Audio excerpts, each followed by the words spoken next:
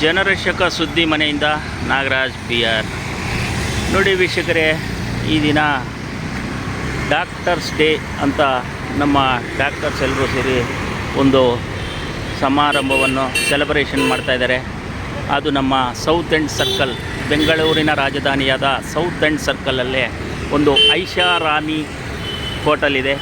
ಅದು ಲಾ ಮಾರ್ವೆಲ್ ಅಂತ. ಈ ಒಂದು ಲಾ ಮಾರ್ವೆಲ್ನಲ್ಲಿ ಈ ಒಂದು ಒಳ್ಳೆಯ ಫಂಕ್ಷನ್ ಮಾಡ್ತಾಯಿದ್ದಾರೆ.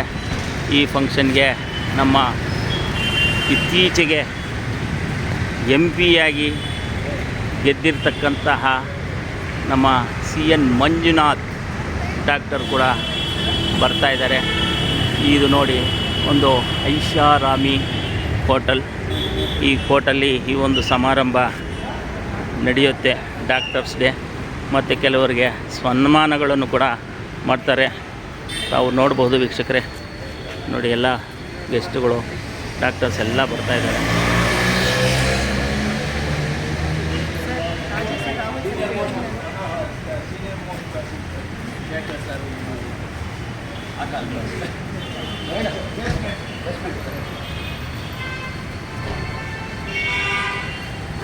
ನೋಡಿ, ಒಂದು ಐಷಾರಾಮಿ ಹೋಟೆಲ್ ಸ್ವಾಗತವನ್ನು ಕೋರ್ತಾ ಇದ್ದಾರೆ ನಮ್ಮ ಡಾಕ್ಟರ್ಸ್ಗೆ. ಈ ಒಂದು ಹೋಟೆಲನ್ನು ಕೂಡ ತಾವು ನೋಡಬಹುದು. ಎಷ್ಟು ಚೆನ್ನಾಗಿದೆ ಅಂದರೆ ಈ ಹೋಟೆಲ್ಲು ನೋಡಿ, ಅಷ್ಟು ಚೆನ್ನಾಗಿದೆ.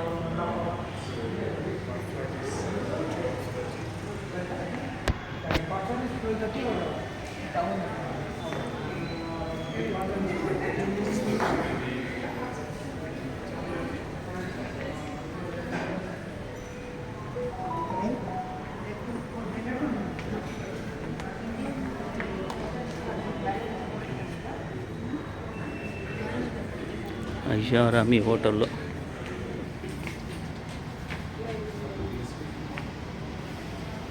All right, okay, let's get started.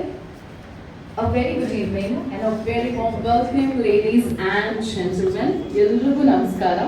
A warm welcome ಇದು ಇಂಡಿಯನ್ ಮೆಡಿಕಲ್ ಅಸೋಸಿಯೇಷನ್ ಅಂತ IMA ಇಂದ ಆಚರಿಸ್ತಾ ಇದ್ದಾರೆ. ಥರ್ಡ್ ಇಯರ್ ಆನಿವರ್ಸರಿ ಕೂಡ ಮಾಡ್ತಾ ಇದ್ದಾರೆ. Set the agenda for the evening. We've all gathered for this beautiful evening, and let me set the agenda for you. So, ladies and gentlemen, a warm welcome to the Doctors' Day celebration of Indian Medical Association. A very warm welcome to the third year anniversary celebrations of United Hospitals. And in order to celebrate, none other than the man himself, Dr. CN Manjunath, to grace the occasion, followed by the Indian Medical Association Doctors' Day program, wherein we have honorable guest talks, keynote by our president, an award ceremony to felicitate the Doctors' Day awardees, and followed by a wonderful musical evening. That's the agenda for this beautiful evening program. Ladies and gentlemen, as we start, I'd like to begin this program with a few words about United Hospital. United Hospital Bengaluru is redefining healthcare and emerging as a trusted name in comprehensive tertiary care services, aiming to provide advanced, innovative, accessible and affordable healthcare services and offer holistic patient experience built on a foundation of trust and respect. The vision of eminent surgeon Dr. S.S. Siddha Reddy has been carried forward and impeccably led by its directors, Dr. Vikram Siddha Reddy, Dr. Veena Siddha Reddy, Dr. Rajiv Bashetti, and Colonel Rakesh Kumar Bharadwaj, retired VSM Vishwa Seva Medal. It was in the year 2012 in Kalburgi in the state of Karnataka in India when trauma and critical care saw a fresh change.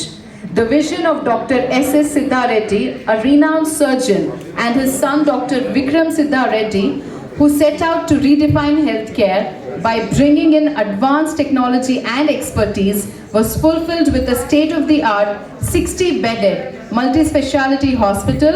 It's now time to move on to the CME program. Continued medical education is a platform that offers medical professionals to enhance their knowledge and skills forecasting a culture of continuous improvement and excellence in healthcare. United Hospital Group continues its commitment to providing exceptional healthcare services and advancing the medical education. So ladies and gentlemen, please join us in this informative journey.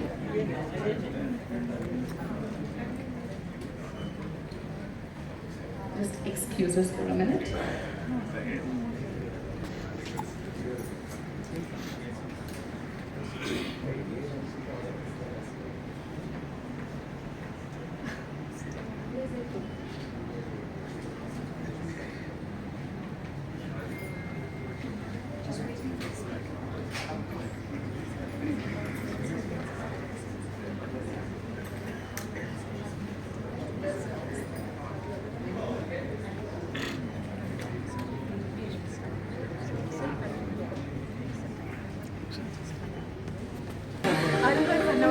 Dr. Veena from Kalaburgi made a revolutionary decision, one that would change the face of healthcare. The doctors envisaged building a hospital where patients were put first and money came later, where consultant skills were showcased first and the number of cases they could bring in came later, where trust, loyalty and ethical practices came first and corporatization took a backseat. In 2012, the 24-bedded hospital in Gulbarga was inaugurated by Sri Mallikarjun Kharge, who lauded Dr. Vikram's decision to bring quality trauma care to a region that badly needed it.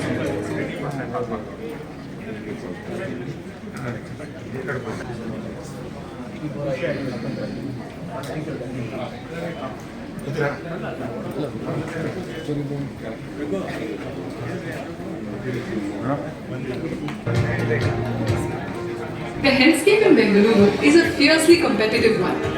Yet, United dared to be different and stands out as a beacon of hope for affordable healthcare for the people, as well as a welcome platform for consultants eager to showcase their skills. Patients have been all praised for the practices set forth in United, like treatment first, billing next, and the fixed financial cost model. The care they receive at United We'll sit down and then.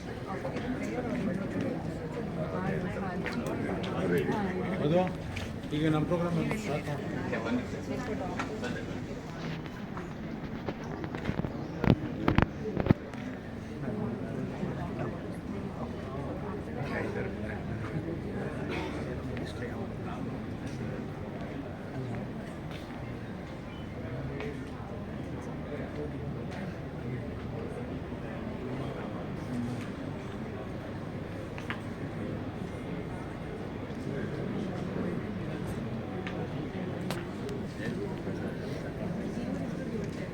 was the first.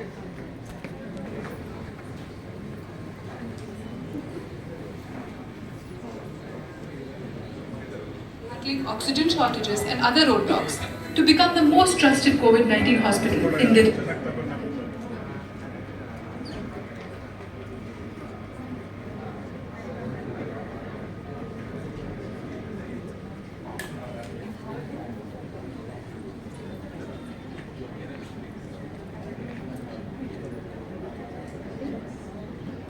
Right, ladies and gentlemen, it's now time to begin the CME program. I'd like to reiterate setting the session. Continued medical education is a platform that offers medical professionals to enhance their knowledge and skills.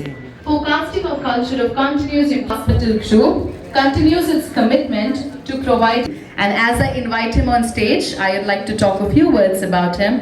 Dr. Rajiv S. Bashetti, Lead Hospital, is a renowned urologist presently heading the Department of Urology at United Hospital.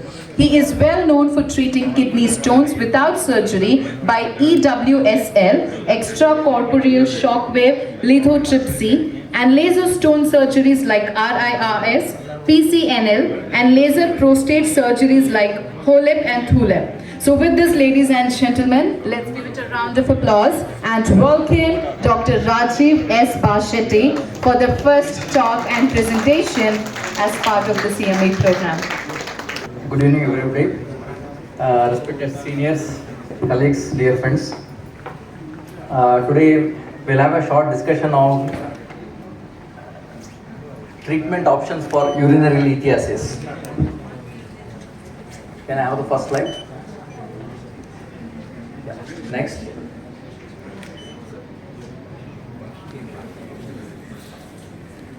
Now, decades back, there was only one treatment option available, that is open surgery, where patient used to have a very long,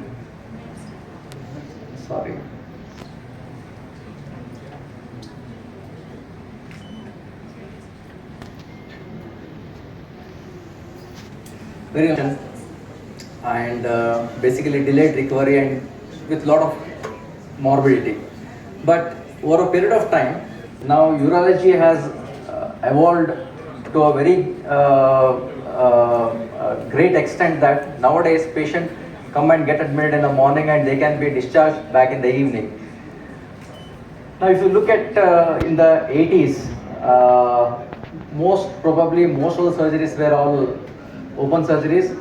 Now it was where at that time started getting its different recognition.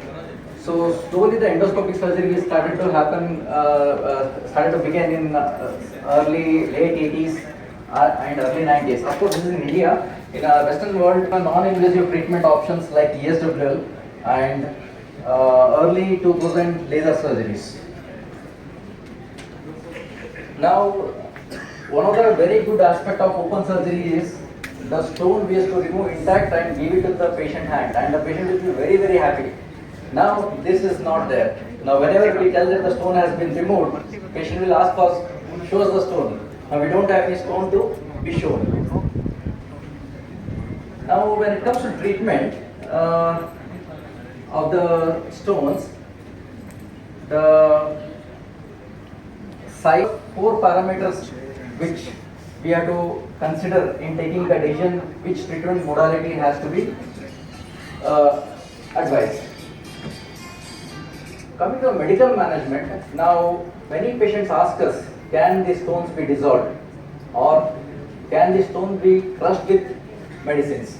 Simple answer is no. But as most of the stones are calcium stones, and this uric acid stone dissolution therapy will also take practically very long time and it's very difficult for the patients to adhere to the treatment protocol. So for all practical purpose, answer is no. Now coming to medical expenses, some of these stones are picked up on health checks. A lot of patient comes to us and ask for 3 mm stone, 4 mm stone, what is the treatment? No special treatment is required, only some kind of dietary recommendations, good physical activity in the form of some skipping, spot jumping, and some medications like prohibition here is the stone should be a soft stone. Now how to identify whether the stone is a soft or a hard? By doing, a patient walks in onto the ESW procedure room, and this is a therapy with either a fluoroscopy or an ultrasound scan. So once the stone is focused, the waves are, this is how the bellow is applied to the patient's abdomen.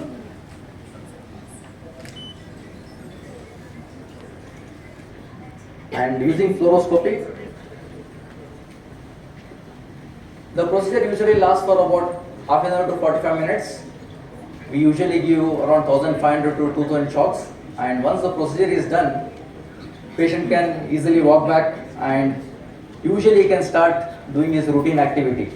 There is no need for any hospitalization in this procedure.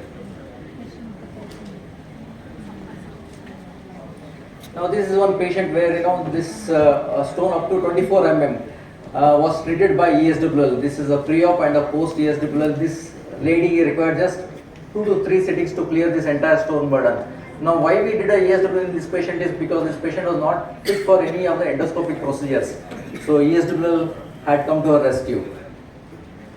There is one more patient with recurrent urolithiasis. This patient was virtually fed up with all endoscopic surgeries. She was around 50 years of age, and from the age of around 25 only she used to have this, develop this stones, and she has undergone nearly 6 endoscopic procedures.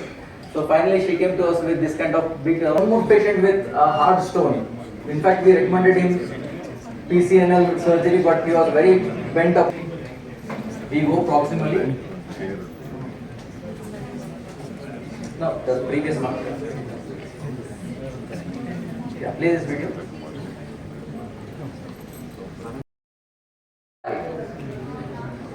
So this is one of the advantage of RIRS procedures. And these patients are usually admitted in the morning and they can be discharged within a span of 24 hours. So we usually hold any big fragment is there, we pull them out all the way to the bladder and leave them in the bladder.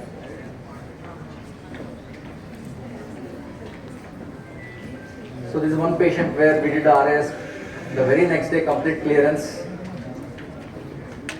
Now one of the important complications of RIRS is pyelonephritis, because here we are working into the kidney with high pressure irrigation.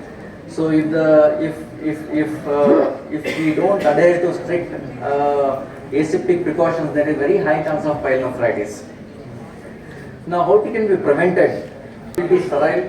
Prophylactic antibiotics are administered the day before, and most important is a well-trained OT staff. Here the person who is assisting us should also be very well aware of these procedures, so that strict asepsis can be maintained and infections can be prevented. So in the hospital in the past 3 years, we have done more than 500 incision in the back, in the flank. We develop a track, go to the kidney and break the stone and remove the stones. So patient will be usually supine like this, and we make a small puncture into the flank and develop a track. But RS is not possible in this, only PCNL is the option, or open surgery. So we did a PCNL in this patient with single track, and that was the second post-op day, or first post-op day X-ray. Fragment the stone and we take them out.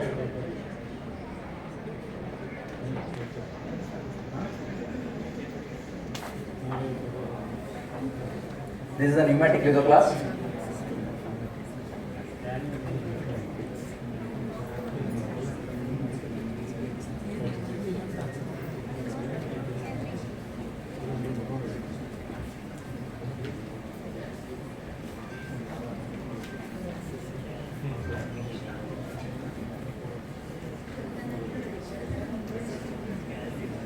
So using forceps or a grasper, we take them out.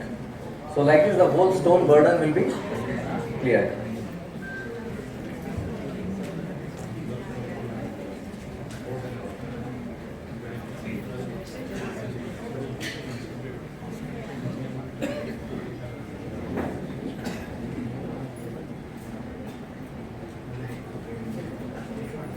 So for a urologist, the most important thing is the armamentarium what we have with us. No matter how good a urologist he is, suppose if he doesn't have proper equipments at that time, the surgery will be usually unsuccessful. So we should have a wide variety of instruments available with us all the time. So this is a complete clearance you can see, and this is the lower calyx.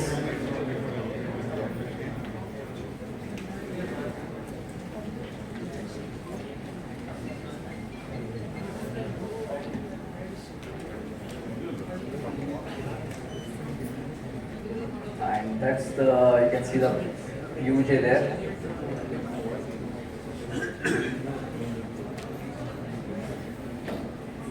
That's the PUJ. You can see the ureteric center coming from the PUJ.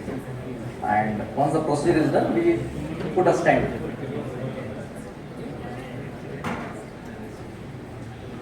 Stent will be placed inside the kidney for 2 weeks, and after 2 weeks the stent is removed. Now many patients ask us what is the need of putting a stent? Because stent helps in drainage. Basically it helps in drainage and it passively dilates the ureter. Any small fragments, if they are there, they usually easily pass out, which can be 100%. Some people prefers to, not some people, in fact most of the people ಸಮಾರಂಭಕ್ಕೆ Anita Kumaraswamy madam ಅವರ ಆಗಮನ. then they can anytime go for an endoscopic intervention. So with this I conclude my talk. Thank you. Any questions, please?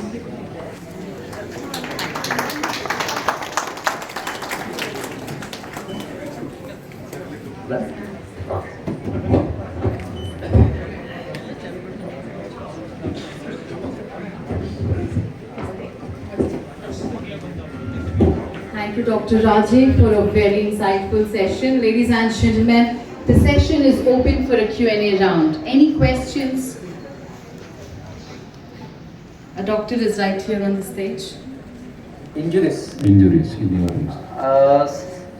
Now the injuries depends upon the location, sir. Usually now these injuries we can expect. Now again, but it is less, not common. Yeah. Thank you, sir.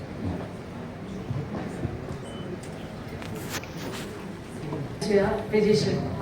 When do you think, whenever we come across kidney stones in a health checkup, when do you think I should refer a case to you?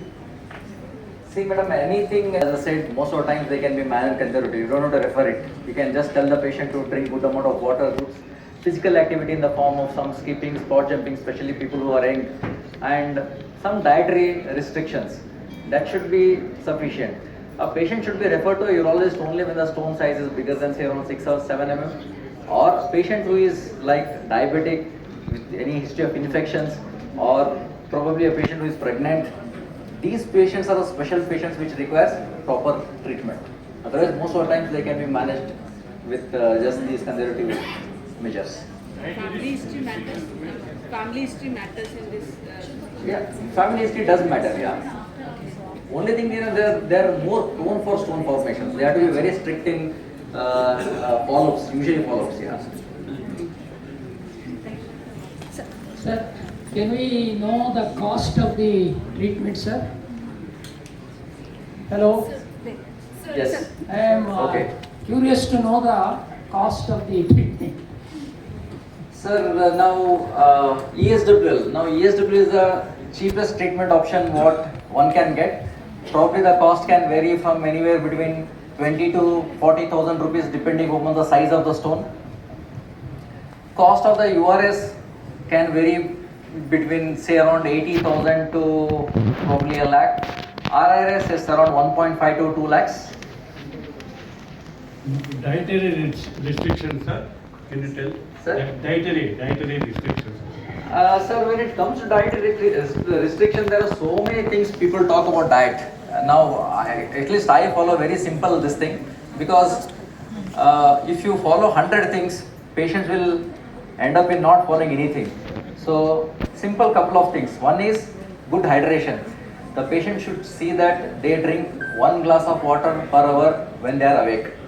That is morning when they wake up till they go to bed, or at least 6 o'clock in the evening. If they consume 1 glass per hour, which is approximately 250 ml, they should be taking in the range of around 3 liters plus or minus, which is very, very sufficient. Okay. Now, this is one thing, most important thing. I always tell my patients this is the most simplest, easiest, and most effective, recommendation to prevent the stone recurrence. If patient follow this, just one simple recommendation, we have seen drastic improvements. I mean, this is in the prevention of recurrences. The second is intake of high protein diet, especially non-veg, especially red meat, especially organ meat. So people who are consuming non-veg, we tell them to stop it. If not stop, at least reduce it.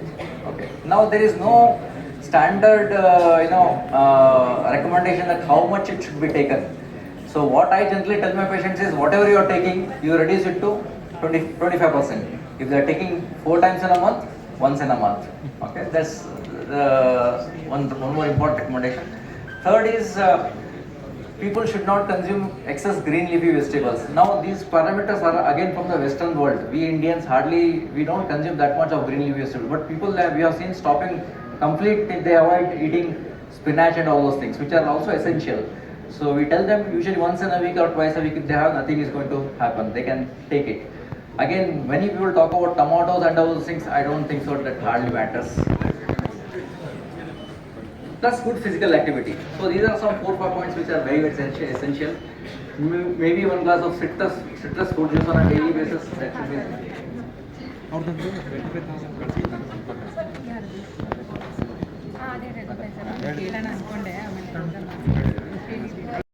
We don't suggest any patient who has a ureteric stone to stay in the ureter beyond 2 to 3 weeks or maximum 4 weeks.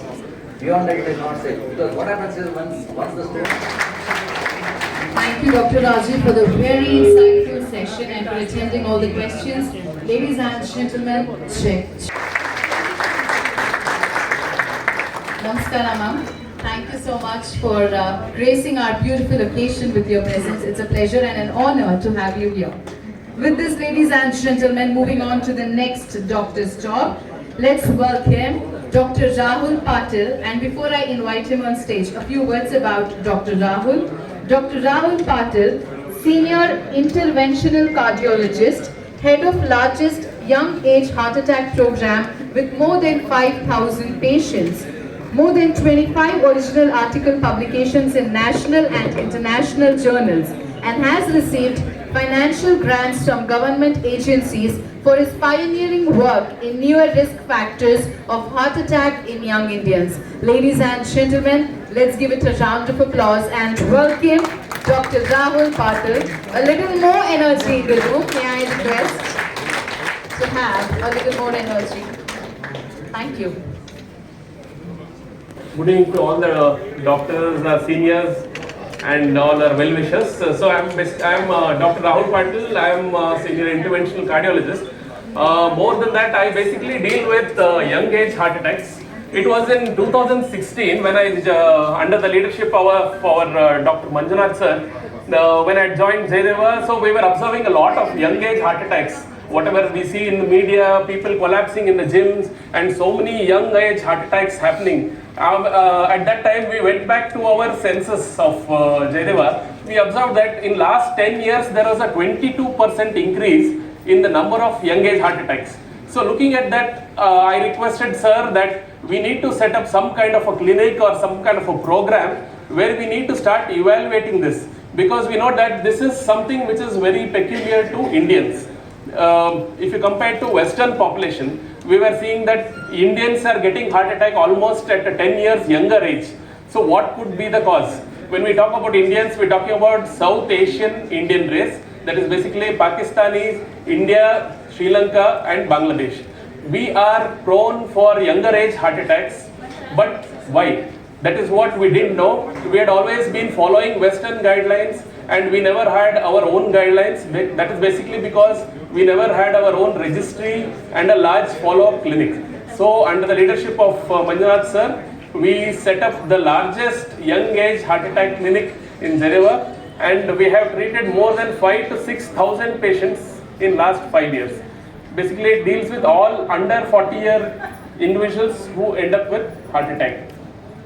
So when we started investigating such cases, why these people were prone for a heart attack at such young ages, we found a lot of peculiar novel risk factors, some of which are known to some of us and some of which were not known. But we need, for a country like India, we needed to find something which is very cheap and easy and a very easy alternative for early detection of risk of heart attack. Like for instance, especially, and one sad but very ironical part of it was this entire project, you won't believe it, it was inaugurated by our very own late Shri Punit Rajkumar. That was the irony of the whole program, and even till today we remember Punitji. So with all this, we started off our research program and we found a lot of novel and young age heart attack risk factors, one among which caught our attention. That was CT coronary calcium scan. CT coronary calcium scan is not a very new scan. It was there very much even in the time of electron beam CT. Then there were multi-dimensional CTs. So it was very much there. But what has changed? So what has changed is the new CT machines which have come into the market, especially at United Hospital, Jayanagar. I think one of the very major factors for the popularity of the hospital was the Siemens model of 384 size. More than that, it is a dual, single source, dual energy filter machine with a high rotational speed. So because of this, what happens? The same calcium scan is done here also, but it has a high temporal resolution because of it is able to remove all the artifacts and exactly pinpoint the blockages. It is such that last 5 months since when we have started this campaign of coronary calcium scan, we have seen more than 5 to 6,000 patients just within a matter of 5 months. And we have started a kind of a revolution in Bangalore. So you won't believe there are people coming all the way from Yelahanka, Rajahajarishwari Nagar only for the calcium scan. And the typical reaction of people is, sir ಒಂದು 500 ರೂಪಾಯಿದಲ್ಲಿ ನೀವು blockage ಕಂಡು ಹಿಡಿತಿದ್ರ, ಬೇರೆ ಕಡೆ 25-35 ಸಾವಿರ ಸಿಗಾಗುತ್ತೆ, ನೀವು ಭಾಳ ಒಳ್ಳೆ ಕೆಲಸ ಮಾಡ್ತಿದ್ದೀರಾ, ನೀವು ಇನ್ನೂ ಜಾಸ್ತಿ ಚಾರ್ಜ್ ಮಾಡಬೇಕು ಅಂತ ಅನ್ನೋದು, that is the reaction of people. So just for a beginner, as physicians, doctors or even cardiologists, when we sit in a clinic, lot of people come to us with their general checkup or a heart checkup, and most of them will have at least one of these risk factors. Either they'll have sugar, BP, cholesterol, overweight, sedentary lifestyle, or sugar during pregnancy, BP during pregnancy. Polycystic ovary is becoming very common nowadays. Infertility, IVF, polycystic ovarian disease, younger women getting into obesity, polycystic ovarian, and ending up with infertility. So these are very common situations we come across. Even premature menopause or women for IVF or for postmenopausal hormonal therapies. So when we see at least 10 people, among the 10 people, at least 7 people will have one or the other of these risk factors. So then what do we do with them? Generally what happens for such individuals in diagnostics, ECG, echo, TMT, ECG normal, echo normal, TMT normal, they go back. We have seen some smokers, every year they do ECG, echo, TMT, when we say echo normal, they go back smoking. So that doesn't make sense. So then came the coronary calcium scan. So whenever such individuals come, what would we do max? We would do a Framing heart study or a risk calculator. What is the risk of heart attack in the next 10 years? It will come in the form of percentage, 1%, 2%, 20%. Less than 10% is called low risk, 10 to 20% is moderate risk, and more than 20% is high risk. These are all based on Western literature, they are based on Western study population. So this is what we are following for last many years. And in that what happens, when the risk is assessed, they say if it is low risk, no treatment, high risk, treatment, intermediate risk, 10 to 20% risk, then do calcium scan. But then with Indian population, what differs is, if you carefully observe, even low risk it says strong family history or other concerning features. And in high risk it says reluctant to accept treatment. So both the situation, again do calcium scan. So and one more most important point which none of us or very few of us would have observed is this. When you do the American Heart Association risk calculator, so what is my risk of heart attack? It will give some percentage. My percentage could be something like 2.6%, and you are very happy saying it is low risk. But just see the lines below. It clearly says these underestimate the risk in case of certain population, especially South Asian ancestry. So that is the point. So we belong to the South Asian ancestry, and we are having more risk of younger age heart attacks. So that becomes a concerning feature. So that with that, if you go back here, even if we are at low risk, we do have a concerning feature. So even a person with low risk also should undergo a calcium scan. So now what does that mean? Low risk, intermediate risk, high risk, whatever it is, we Indians, anybody above the age of 40 years, compulsorily we need to go coronary calcium scan. 40 to 75 year individuals, once in 3 years, coronary calcium scan has revolutionized the entire practice of preventive cardiology. So that is how we see it.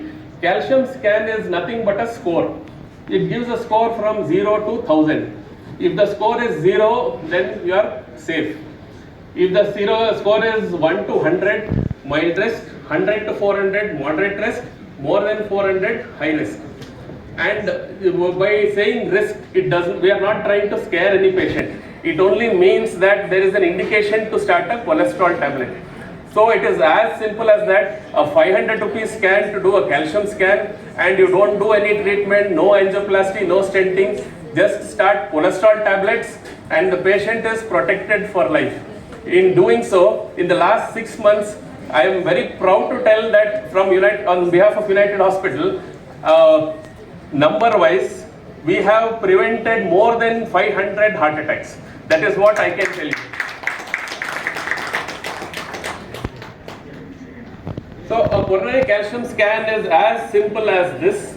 It is just like an X-ray which shows you cholesterol blockages with calcium deposits. It clearly says which coronary artery is having the blockage and what is the size of the blockage. So once this particular test has a high negative predictive value, means if the coronary calcium scan is 0, then you can be rest assured. You don't have to do any further test, no angiogram required, nothing required. Diet, lifestyle modification, once in a year cholesterol, once in 3 years scan, that's it. Many people come to us like with a LDL score of 120, 130. They would have initially visited a doctor and they would have told, illa parvagilla, borderline ide, ನೀವು diet ಮಾಡಿ. But many such cases, when we do a calcium scan, like for instance, there was one particular young individual who had a strong family history. Especially in cases of family history, it is one of the most dangerous risk factors. You assume something and you find something else. So in such cases, never take a risk. In that 28-year-old individual, I did a calcium scan for a cholesterol of 130, and you won't believe it, the calcium score was 600. And he had multiple vessel blockages. Further investigating, we found him to have insulin resistance, and he had a high genetic and hereditary family history. So immediately we had to start off cholesterol medication, attack his insulin resistance, and now he is leading a very normal life. He is married, children, and very much leading a normal life.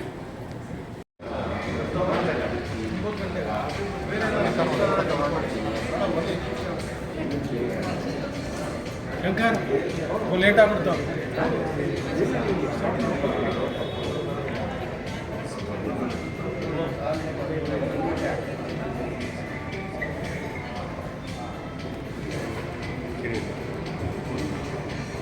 ಇಲ್ಲಿ ಕಪ್ಪು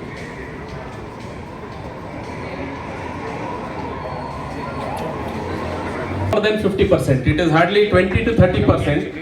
But heavy exertional work or even sometimes smoking. Smoking induces endothelial weakness, because of which, in such cases, when you do heavy work, there can be sudden tear of the membrane, leading to all the cholesterol going into the circulation, and immediately the red blood cells start sticking to this particular cholesterol, and within few seconds, it we are responsible for this sudden cardiac deaths. So one small scan can prevent so many incidences. Based on our study, when we started studying our young age patients, studies conducted in America showed that white population are much more safer than South Asian guys.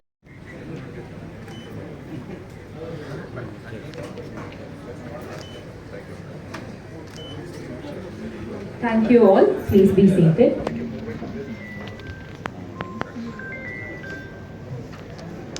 I request all the dignitaries to be seated.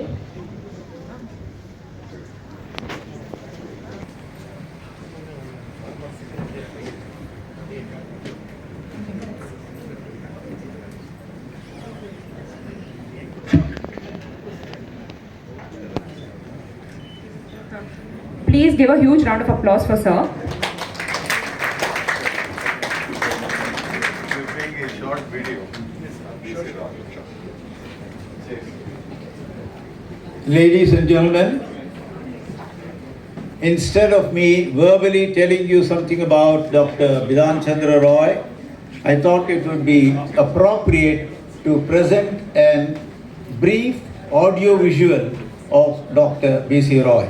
And it would be my endeavor to ensure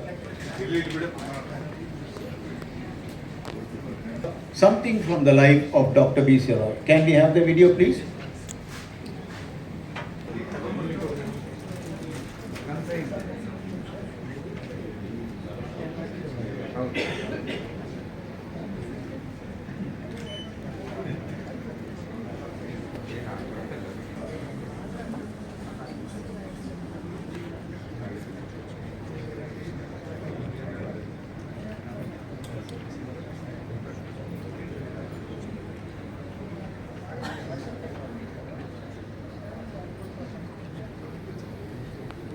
the soldier, the sailor, and the shepherd not frequently. The artist rarely still the clergyman, the physician almost as a rule. He is the flower of our civilization. The practice of medicine is guided by the four principles of mastery, individuality, humanity, and morality. No wonder the members of the medical profession are held in the highest esteem in the eyes of the common man. Doctor's Day symbolizes expression of gratitude by the patients towards the medical professionals. In 1990, the Indian Medical Association, the world's largest non-governmental organization, proposed to the Government of India that the 1st of July be declared as Doctor's Day, which was promptly accepted and officially notified. The 1st of July was chosen as it happens to be the day of entrance and exit of one of the greatest personalities of our country, who embodied the values of an ideal human being, Dr. Bidhan Chandra Roy.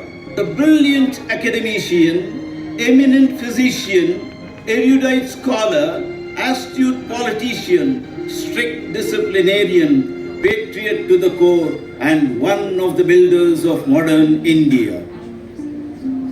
We will now embark on a journey into the life and time of Bidhan and trace the events which have led to the shaping of the personality of Dr. Bidhan Chandra Roy into a Bharat Ratna, the precious jewel amongst Indians. Bidhan was born on the 1st of July 1882 to Prakash Chandra and Agor Kamini Devi at Bankipur in Patna on the banks of the river Ganges. As a child, Bidhan was greatly influenced by the simplicity, discipline and piety of his parents. Bidhan, on completing the BA degree from Patna College with honors in maths, was offered the post of Deputy Magistrate by the Lieutenant Governor of Bihar.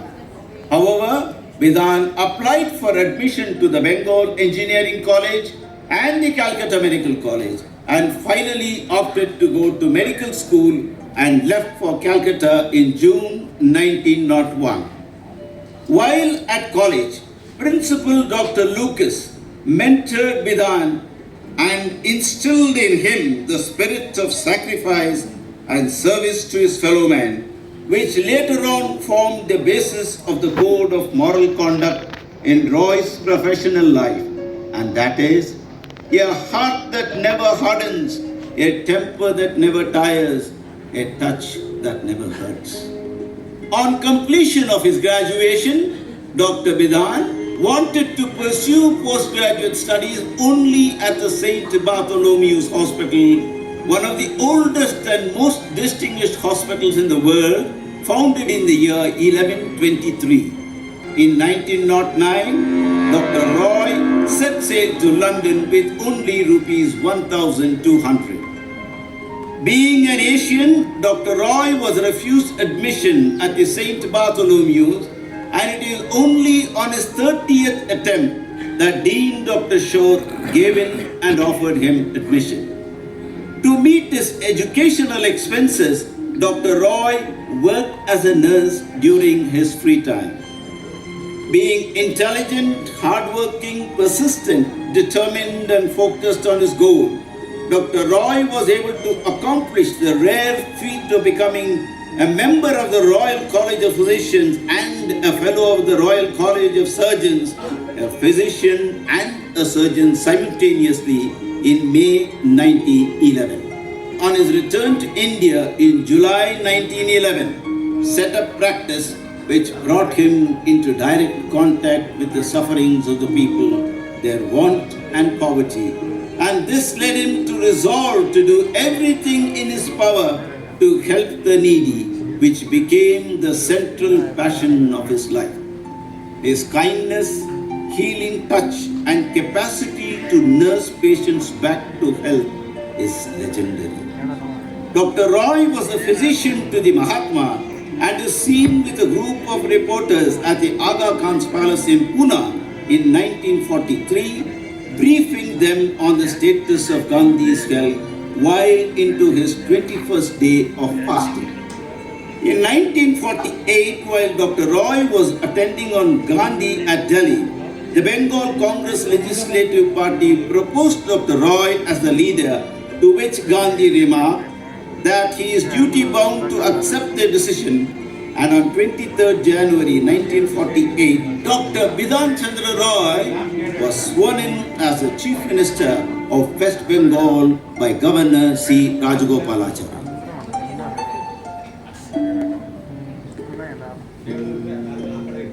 Dr. Roy led West Bengal for 14 long years as a Chief Minister. Many national and international leaders interacting with Dr. Roy were amazed at his administrative capabilities, futuristic thinking, and charismatic popularity, both as a people's Chief Minister and as a physician. Dr. Roy has the distinction of practicing the medical profession even unto the last day of his life, by devoting 1 hour every day for the cause of poor patients and the profession. As one of the architects of modern India, Dr. Roy strode like a colossus, leaving behind footprints on the sands of time. He was instrumental in establishing the Jadavpur TB Hospital, Chittaranjan Seva Sadan, IIT Kharagpur, Rabindra Bharati University, Kamala Nehru Hospital, Himalayan Mountaineering Institute. He also founded 3 eminent cities, Durgapur, Kalyani and Bidhannagar.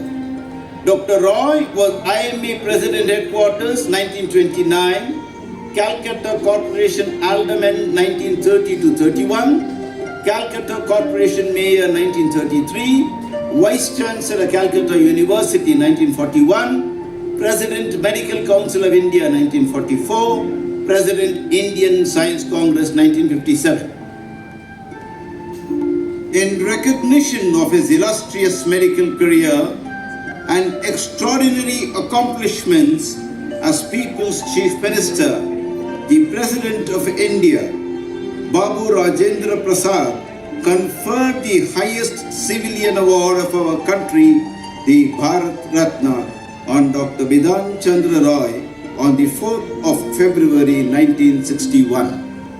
On 7th of August 1961, Dr. Roy, while on an official visit to the White House, the then President of the United States of America, John Fitzgerald Kennedy, who was aware of Dr. B.C. Roy's reputation as a physician, requested Dr. Roy to examine him and opine for his back pain. The American President communicated to Dr. Roy regarding the betterment of his problem consequent to following his treatment plan. Truly a great moment of pride for every Indian. On the 1st of July 1962, Dr. Roy attended to his patients in the morning, looked into the affairs of the state, gifted his house to be converted into a hospital to be named after his mother, Agor Kamini Devi, and left for his heavenly abode, having fruitfully completed his sojourn on this planet. Much like Gautama Buddha, the enlightened one, Bidhan also breathed his last on the same calendar date on which he was born. When the sun goes below the horizon, he is not set. The heavens glow for a full hour after his departure. And when a great and good man set, the sky of the world is luminous long after he is out of sight. Such a man cannot die. Leaves behind him much of himself. Being dead, he speaks.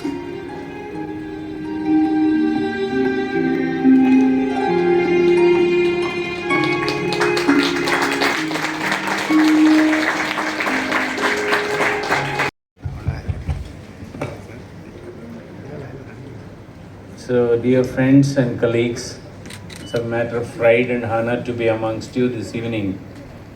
And of course, I am just walking into this particular program from another. Of course, our dress also keeps changing. Morning I was without a tie and I was without a coat, and now I am wearing all those things. But a lot of people are telling me, Dr. Manjunath, you are recognized in this state, in this country, in this dress. Even in the parliament you should wear. Just now my cardiologist colleague from Orissa, I just met him just 5 minutes back. He was advising me that. Anyway, let me look into that. So all the office bearers of IMA. In fact, Indian Medical Association, there's a little difference between Indian Medical Association and American Medical Association, because American Medical Association virtually it's a policy recommending body.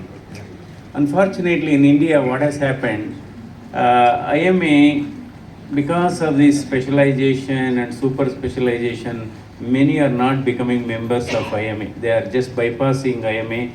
And when problem comes, they are always come and beg before IMA. Yeah. So I think, in my opinion, every doctor, every allopathic doctor, whether they are specialists, whether they are super specialists, they should become member of Indian Medical. Yes, sir. Because I think ultimately in democracy, it is the number that matters. It is the number that matters in democracy. So then, in fact, in other European nations or even in United States, always before embarking on any laws, they always consult this official body, Indian Medical Association. But unfortunately here, I think only few people are meeting and the people are split. They are busy with this. I fully agree. Today, as per the ministry data, nearly 14 lakh allopathic doctors are there in India. 14 lakhs. 14, I think this year we are touching 15 lakhs. Our requirement is only about 17 or 18 lakhs. So now colleges are rampant. I mean, there is mushrooming of medical colleges. Maybe in the last 5 years, almost another 388 colleges have been. And now we are close to 800 medical colleges in India. So the MBBS seats is on an average 1,20,000 MBBS seats, around 80 to 90,000 the postgraduate seats. So actually, probably we are going to have a huge unemployment problem maybe by 26, 27. That is left over. But always problem is we don't have doctors in rural areas. That wherever we go, in fact, whenever I go to constituency, that is the common problem.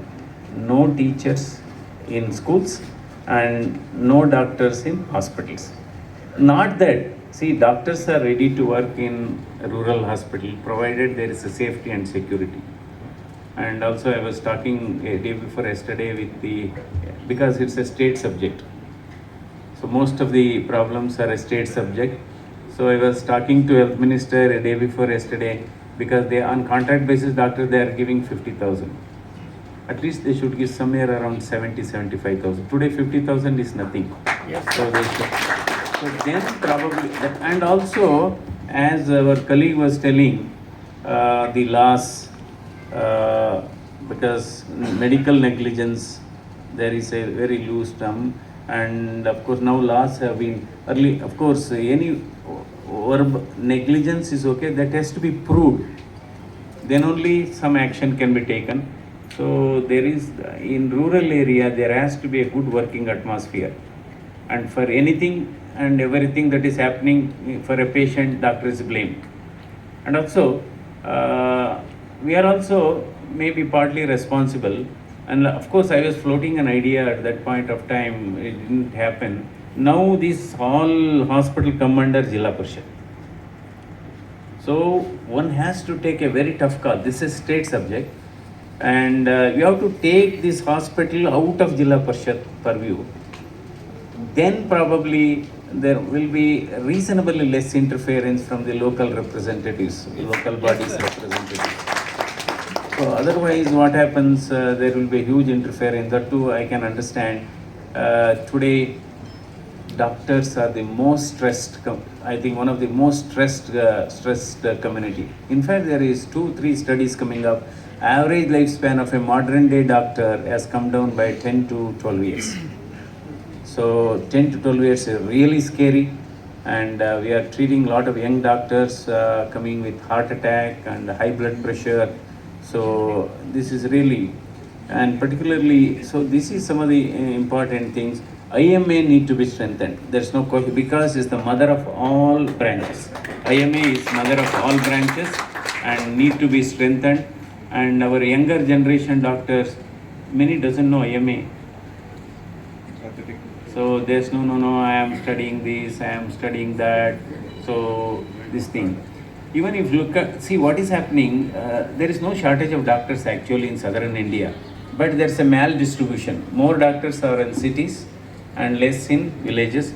I was also suggesting the health minister day before yesterday, see now there are so many medical colleges. So there are many hospitals do not have doctors, right? So they report on Monday, by maybe Friday they leave, because there is a continuous verbal assault on the doctors, there is continuous physical assault on the doctors in some places. So that is one of the problem. So I was suggesting each medical college they will have a rural posting, right? Rural posting ಇದೆ. So internship ಅಲ್ಲಿ we give rural posting. ಆ rural posting ಏನಾಗಿದೆ, they are only getting attached to 2 primary health centers. So they go in a batches of 10. So there will be 10 doctors in only one primary health center or community health center, and they will be, in fact, their doctors working. See, I will just tell a small story. When I was doing this internship, we went to Nanjangud. There were 2 doctors in that hospital. We were 20-25, and those 2 doctors went on leave one day. So in our enthusiasm, we gave whatever medicine was there in injection for everybody coming, B complex, this thing and all. Then they told us, you people from tomorrow don't come, we'll give attendance. We'll give attendance, don't come, because we have all medicine has been exhausted. We are supposed to use this for somewhere for 1 month, something like that. So rather than attaching, I think this is a very important issue that reduces the burden on the hospital, and it can meet the shortage of doctors actually. So rather than attaching 2 primary health center, you attach 10 primary health centers. Then you are covering more hospitals. Even if government is not, those government appointed doctors are not coming, this makes a stopgap. So each, because for example, how many medical colleges? Karnataka, 70, almost 70 medical colleges. So I think in Mangalore, for example, the interns of Mangalore, they can take care of entire Mangalore, Udupi and Chikmagalur. There are 12 colleges including Udupi, Manipal and all. I think this is one sort of a thing we have to think it over. So certainly these are some of the important things. And doctors, see, we always conduct a health camp for general public. Burden of these diseases is so high among doctors: diabetes, hypertension, and heart attack, cardiovascular disease. So we have to conduct health camp for the doctors. Yes, sir. We have to conduct health camp because we neglect. See, I have seen doctors coming with chest pain, not willing to take an ECG. And couple of physicians, they were coming and sitting in front of me. Sir, we have discomfort. I was asked. Then they showed their ECG. It is an heart attack ECG. I am telling, why are you sitting? No. Then I am asking, where is the patient? Let the patient walk in. No, sir, I am myself the patient. So I think another important thing is actually our communication skills should improve. That is the real problem. See, unless our communication skill improves, whatever may be our skill, technical skill, professional skill, whatever may be your talent, it goes down the drain. This is where our doctors has to good communication skill. ಹಿಂದೆ ಹೇಳೋರು ನೋಡಿ ಕೆಲವರು, ಅವರು ಬೆಣ್ಣೆ doctor ಅನ್ನೋರು, ಬೆಣ್ಣೆ ಥರ ಮಾತಾಡೋರು. They were very successful doctors. They were very, so I think these are some of the, our communication skill has to, and documentation is very important. Nowadays, everybody has got a mobile phone. Whatever you are talking, they are recording. In fact, when some patients come, they ask our opinion. They ask us, "Sir, can I record? If you are doing an angioplasty, yes, sir, can we record? I want to send it to United States and all." So particularly those working in bigger cities have two syndromes.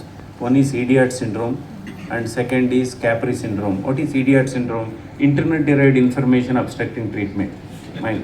So lot of these, see, very easy to treat an ignorant patient, extremely difficult to treat so-called sophisticatedly educated, this thing, go on asking so many questions, this thing. Then another problem is Capri syndrome. Children abroad, parents in India. Children abroad, parents are minors. That is one of the biggest problem. They keep calling odd times, only asking questions and all. They never come and see here. So these are all very stressful situations. Finally, I will not take much time. See, onus is on the doctors.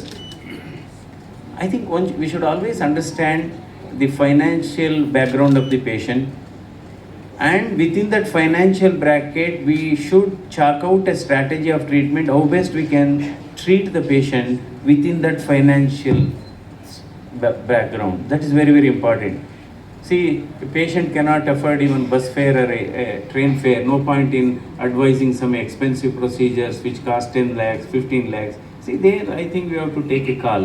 And if you are fully convinced if this patient is not going to survive whatever you do, maybe, see, cancer patient,